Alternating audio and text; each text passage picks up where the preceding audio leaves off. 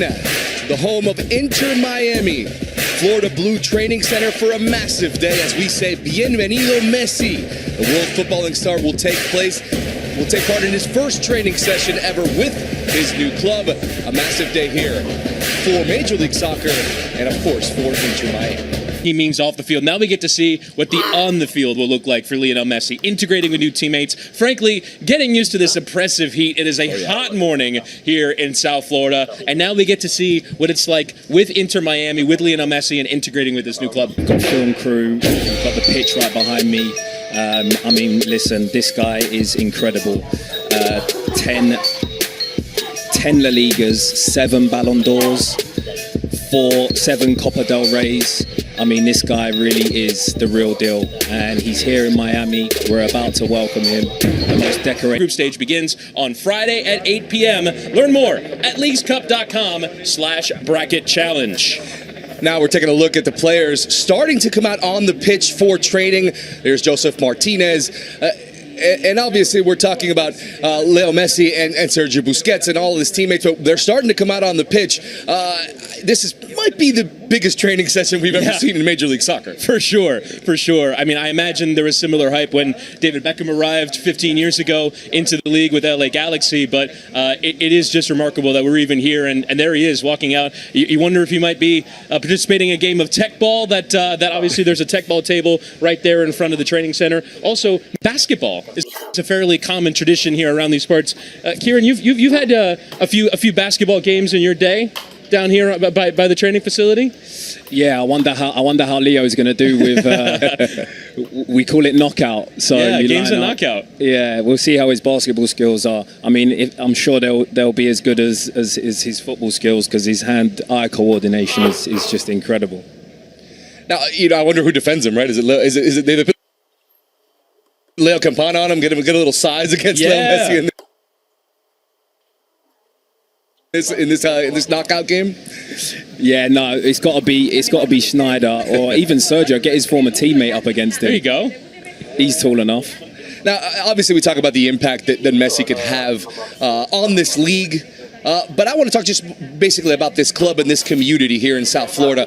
Obviously, a massive Hispanic community, a huge Argentinian community here in this town. Just how big can that impact be here in South Florida? Obviously, not just worldwide, but specifically here in the Fort Lauderdale, Miami area. Yeah, it could be, I mean, absolutely enormous. When you just look at even pulling into the stadium on Sunday night for the unveiling event, it was just remarkable to see every kind of Messi jersey, right? You have the Argentinian ones, you have the Barcelona ones, the PSG ones, obviously the newly made Inter Miami shirts. I saw they were made available last night in the team store, and they're obviously selling them here at the stadium. But this is a community that is ready to get around Lionel Messi, and it's every South American background, every kind of background. This city is very much the gateway to the Americas, and it's why I think it's almost underrated the impact that he could have, because I mean, this is the first time that Lionel Messi is playing club football in the Western Hemisphere. Yeah. It's always been in Europe. He moved to Barcelona when he was so young and eventually grew into such a giant there,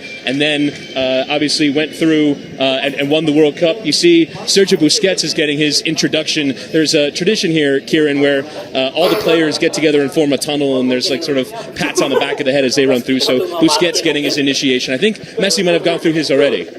Yeah, it's an initiation. Everyone has to do it. He must have done his already. Getting a player of that magnitude join your squad, it's obviously there's excitement involved, but what can they... When they're at home, how they live, because they're the best, and people want to emulate the best and try and get the best out of themselves. So that's what they'll be doing, and that's the unique opportunity that these players have. They get to learn from these guys every day. Like, how do they recover? How do they eat? How do they sleep? How much do they train? How do they look after their bodies? There's just so many things that you can learn from them day in, day out, and that's why, I'm sure a lot of these young players are going to feel so lucky to be a part of them two coming. But I also kind of wonder, Kieran, when you think of a player, obviously of his stature, of Sergio Busquets' stature, and they've done so much in the game and they can elevate those standards, as you mentioned. I do also kind of wonder on the flip side, though, how these guys sort of become one of the guys and sort of form a team unit. Obviously, Gonzalo Higuain has played at this club, but it is sort of the particular nature of MLS that players like Leo Messi are dropped into teams where homegrown players are coming through. This year, one of the big stories for Inter Miami is the number of academy players that have featured for the first team. I think it's 7 in total that have come through the youth system here that have played for the club. I sort of wonder from a team building standpoint how you sort of make players like Messi and Busquets just sort of one of the guys that are participating in tech ball and basketball and all the usual stuff that goes on around a club. Yeah, I mean, listen, you're going to have to think that the players are going to know. Leo and Sergio are going to know that, you know, they've achieved, you know, a copious amount in the game, and so they know that they're going to need to break the ice a little bit with the younger players because, you know, a lot of the players are going to be in awe, let's be real, of playing, getting to train with them every day. And so, but they seem like such humble characters, Sergio and Leo, especially after watching them the other night. They don't seem like they're coming in and thinking that they're better than everyone else. They're saying that they want to compete and get stuck in. And so that's going to be great for the players to hear that talk, because they're going to want to be able to settle in quickly with them and get to know them well, because at the end of the day, it's a team game. You know, I was speaking with Joseph Martinez on Sunday night during the presentation of Leo Messi, and he was just explaining to me just how big, obviously, it is to get a player like this, but just how excited he was to kind of, you know, obviously he's been everywhere in the world, he's played at the biggest stages, but how excited Joseph was to kind of show him the ropes, is what he was explaining to me, of Major League Soccer. Yeah. We know how different this league is than a lot of the leagues around the world, and you know, obviously with Joseph kind of taking those reins and being the guy who's going to say, hey, Leo, this is how MLS works.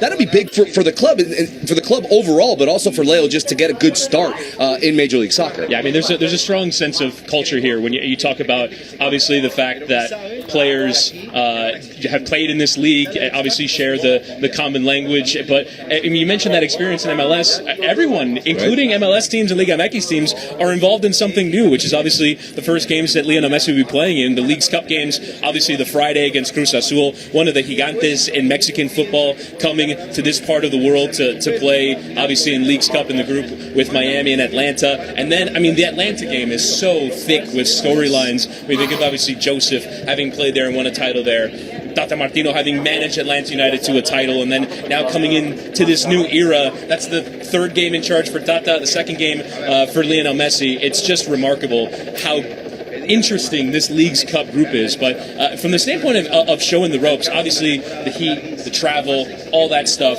but you sort of wonder from an on-field standpoint, MLS is its own style of play, and obviously Joseph, I imagine, has been starving all year long for someone behind him that can create the sort of chances. You go back in years past, a player like Miguel Almiron created for him, obviously now playing for Newcastle in the Premier League, but he's been waiting for a player. I mean, obviously Lionel Messi is the literal best version of that, yes. But even a player to just sort of create chances for him has just been so sought after, and obviously Joseph, Leo Campana, and a lot of the other forward players will be looking to take advantage of that service.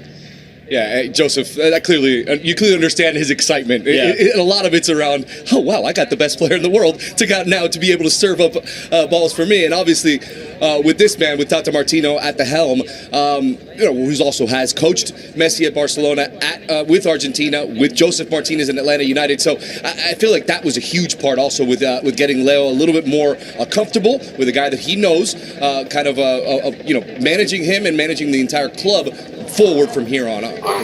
Right, and obviously integrating is such a big job, and I don't think Inter Miami could have found a more perfect person for this job than Tata Martino. Obviously, having media members expected. We have choppers up in the air watching this first training session. Safe to say, might be the most public training session we've seen, at least this first part of the training session, ever in Major League Soccer, and maybe even in world football, to be fair.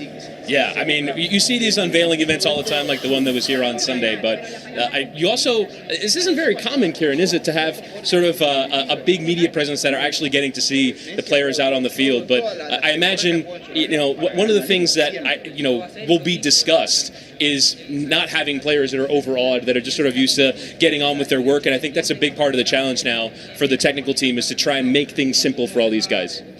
Yeah, that's the thing that the club have to work out, to get the players focused and on their performances on game days and day in, day out training. You don't want any distractions. You can't have any distractions when you're trying to perform at a high level. So I'm sure they would have worked all of that out, over the last couple of months before he was coming. But obviously he always attracts attention wherever he goes. So it's part of the territory, and they'll deal with it. They'll get used to it as time goes on. Watching live here, Leo Messi on the training pitch at the Florida Blue Training Center for Inter Miami, his first time on the pitch. If you're just joining us here, it's just super exciting, right? Just to see this guy out there on the pitch. It's still kind of surreal, Chris. I mean, yeah. It's still kind of hard to believe that he made this decision and he's here now.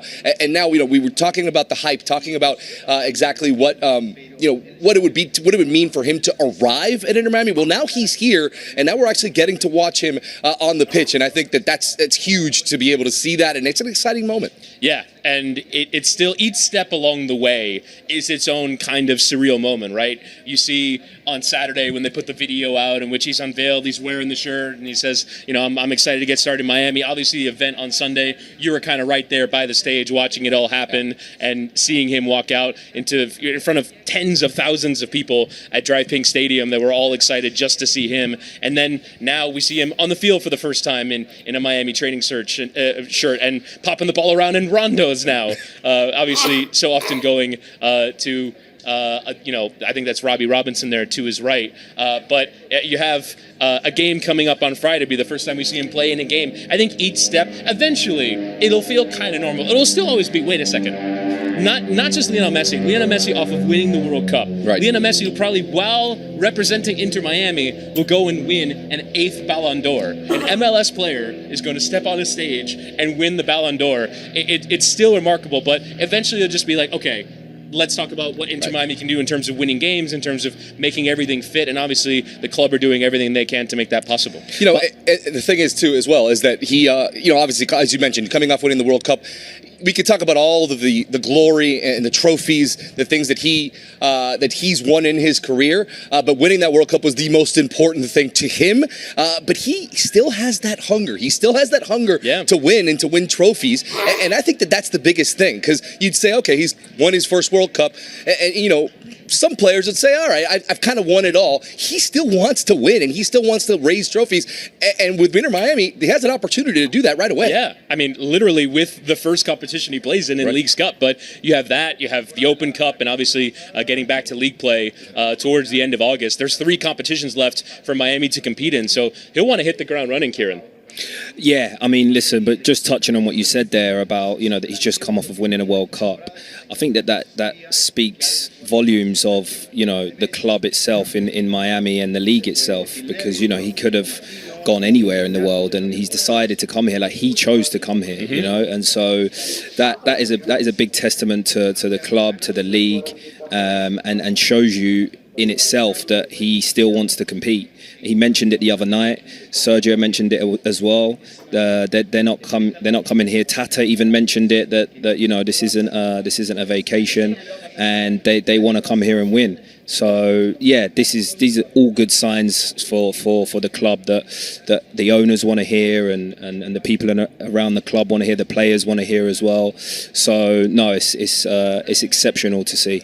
Yeah, it's important to sort of drive home that message that these are players that are still, with everything that they say, and obviously we'll now see what they do, are still trying to drive forward. And one, I think, big carrot for him, he's already kind of ruled out playing in another World Cup, which obviously be here in the U.S. Along with Mexico and Canada in 2026. Although, honestly, to underestimate Lionel Messi at this point is a fool's errand. So I will not put it past him that he's out on that pitch in 3 years' time. But next year, there is a home Copa America here in the United States, which obviously Argentina is playing in. And so I imagine he'll want to be getting into top form going into that tournament and potentially bringing home South American silverware yet again after he finally won it for the first time a couple years ago. Yeah, he mentioned it even after the World Cup, where said, okay, we're not really sure about the 2026 World Cup. He's not planning on it, like you mentioned, but he wants to wear that shirt as a defending champion, not only for the World Cup, but also they're also the defending champions of Copa America, and he's going to get to do that in the United States, where he's already playing his club football.